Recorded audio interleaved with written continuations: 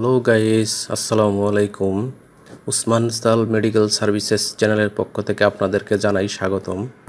বন্ধুগণ, আজকের ভিডিওতে আমি আপনাদের সাথে এমন একটি স্প্রে সম্পর্কে তথ্য দিব যেটি নাকের পলিপাস, নাকের মাংস বৃদ্ধি, নাক বন্ধ থাকা, নাক ডাকা, সিজনাল এবং পেরিনিয়াল অ্যালার্জিক রাইনাইটিস ইত্যাদি সমাধানে অত্যন্ত কার্যকর ভূমিকা পালন করে এবং অধিকাংশ ডাক্তারগণ এই স্প্রেটি ব্যবহারের পরামর্শ দিয়ে থাকেন। একই সাথে এই স্প্রেটির নাম, দাম, গ্রুপ বা জেনেরিক নাম, প্রস্তুতকারক কোম্পানির নাম, ব্যবহারের নিয়ম এবং স্প্রেটির সাইড এফেক্টস বা পার্শ্ব প্রতিক্রিয়া সম্পর্কে আলোচনা করব। তবে ভিডিওটি শুরু করার আগে আপনাদের প্রতি রিকোয়েস্ট, আপনি যদি আমার চ্যানেলে নতুন হয়ে থাকেন তাহলে অবশ্যই চ্যানেলটি সাবস্ক্রাইব করবেন এবং সাথে সাথে লাইক, কমেন্টস এবং শেয়ার করবেন।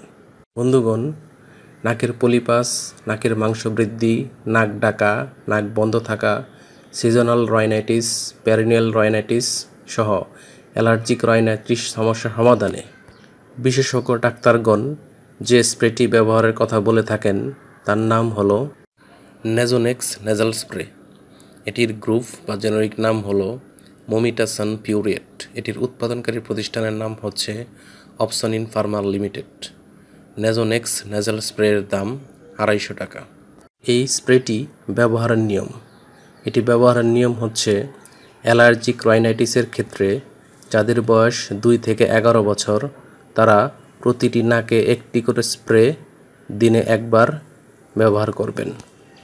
অন্যদিকে যাদের বয়স 12 বছর বা তার ঊর্ধ্বে বা প্রাপ্তবয়স্ক তারা প্রতিটি নাকে 2টি করে স্প্রে দিনে একবার ব্যবহার করবেন।